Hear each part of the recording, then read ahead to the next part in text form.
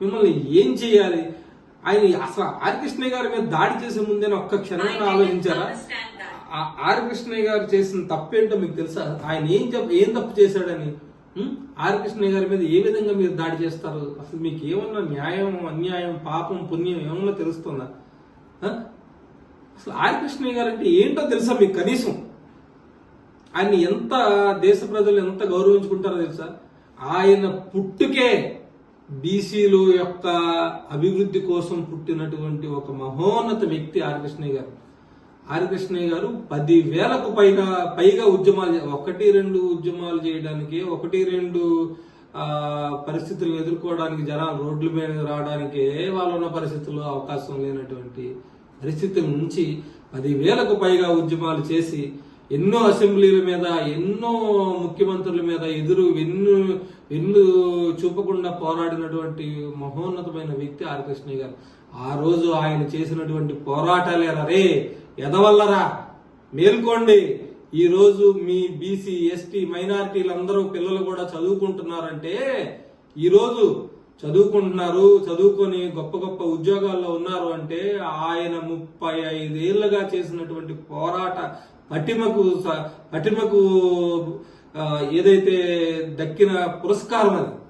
ఆయన దాన్ని ఎప్పుడు కూడా గౌరవంగా తీసుకోరు. ఆయన ఇంకా బీసీల పైకి రావాలనే ఆలోచిస్తూ ఉంటారు.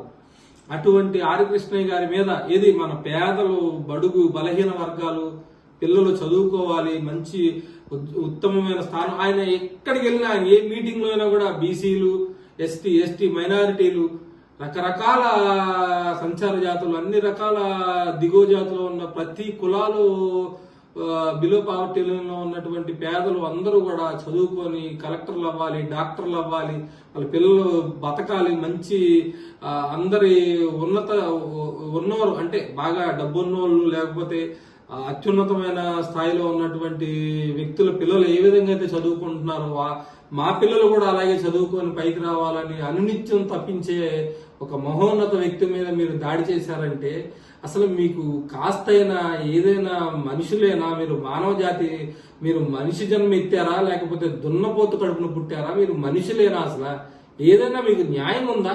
ఎక్కడైనా ఆయన ఏం చెప్తున్నారు? ఆయన ఏమన్నా అబద్ధాలు చెప్తున్నారా? ఎక్కడైనా తిరిగి ఉన్నదే కదా చెప్తున్నారు. పేదలు, బీసీల పిల్లలు, ఎస్సీ ఎస్టీ మైనారిటీలు, రకరకాల బడుగు బలహీన వర్గాలు, అణగారిన జాతికి సంబంధించిన పిల్లలు చదువుకుంటున్నారు. జగన్మోహన్ రెడ్డి గారు ముఖ్యమంత్రి అయిన తర్వాత ఇంగ్లీష్ మీడియంలో చదువుకుంటున్నారు.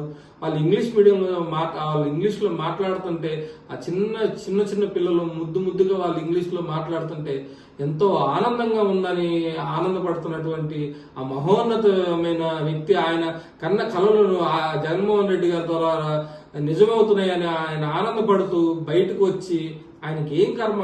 ఆయన రాజ్యసభ సభ్యులు, ఆయనకి ఎంతో సెక్యూరిటీ ఉంటుంది, ఎంతో ఒక పర్టికులర్ పొజిషన్ ఉంటుంది. ఆయన ఎన్ని వదిలేసి రోడ్లెక్కి అందరికీ కూడా ఎక్కడా కూడా ఏదైతే బీసీ, ఎస్టీ, మైనారిటీ ఈ పిల్లలందరికీ కూడా జరిగినటువంటి మంచిని, అభివృద్ధిని ప్రజలందరికీ వివరించే ప్రయత్నం చేస్తుంటే దాని మీద కూడా దాడి చేస్తున్నారు. మిమ్మల్ని అసలు క్షమిస్తారా? అంటే మీరు ఓడిపోతారు కదా అని చెప్పి, ఈ ప్రజాక్షేత్రంలో మీరు గెలవలేరు అని చెప్పి భౌతిక దాడులకు తెరదీస్తున్నారా? మీరు భౌతిక దాడులకు తెరదీస్తే మేమన్నా భయపడతాం అనుకుంటున్నారా? మీరు జగన్మోహన్ రెడ్డి గారి మీద దాడి చేశారు, మా నాయకుడు, మా దేవుడు అటువంటి జగన్మోహన్ రెడ్డి గారి మీద దాడి చేశారు. ఆయన ఏమైనా భయపడ్డారా? ఆయన ఇంకా తిరుగుతూనే ఉన్నాడు. మేము ఎవరో ప్రాణాలకు లెక్క చేసే మనుషులం కాదు. ప్రజలకి మంచి జరిగేదాకా కూడా, ప్రజలందరూ కూడా, ఆంధ్రప్రదేశ్ లో ఉన్న ప్రజలందరూ కూడా మంచి ఉన్నతమైన స్థాయికి వచ్చేదాకా మా ప్రాణాలు తీసినా కూడా మేమందరం పోరాడే మనుషులమే తప్ప మీరు ఈ భౌతిక దాడులకి, రాళ్ల దాడికి, రకరకాల దాడులకి మీరు పాల్పడినా కూడా మేము వెనుదిరిగే మనుషులం కాదు, మేము ఓడిపోయే మనుషులం కానే కాదు. మీరు ఇటువంటి దాడులు చేసే కొద్దీ మీకున్న ఆస్తో కూస్తో ఇంతో కొంత ఉన్న చిన్న చితక క్రెడిబిలిటీని కూడా కోల్పోవటం తప్ప దీనివల్ల ఏ ఉపయోగం లేదు. ఏమి ఎవడో భయపడేది లేదు. మేము అసలు భయపడే ఇదిలోనే లేవు. చెప్తున్నాం కదా, మా చేతులు కట్టేసింది మా జగన్మోహన్ రెడ్డి గారే. సాక్షాత్తు మా ముఖ్యమంత్రి గారు మా చేతులు కట్టేశారు. ప్రతి దానికి సమన్వయంగా ఉండండి అంటం వల్లే మీరు ఆ రోజు విజయవాడలో జగన్మోహన్ రెడ్డి గారు సాక్షాత్తు మేము దైవంగా భావించేటువంటి మా ముఖ్యమంత్రి గారి మీదే మీరు దాడి చేసే స్థాయికి మీరు వచ్చారు అంటే మీ తప్పేం కాదు, అది మా తప్పే, మా ముఖ్యమంత్రి గారి తప్పే. ఆయన ఎంత సేపటికి శాంతి శాంతి శాంతి అనటం వల్లే మీరు ఇలా చెలరేగిపోతున్నారు. ఆయన గనక ఏదో ఒక రోజు ఖచ్చితంగా శివుడు మూడో కన్ను తెరిస్తే ఎలాగైతే రాక్షసులు భస్మం అయిపోతారో అదే విధంగా ఆయన కన్నెర్ర చేయకపోరు. మేము ఆ రోజు కోసం ఎదురు చూస్తూనే ఉంటాం. మేము ఏ రోజు పార్టీ లైన్ తప్పం.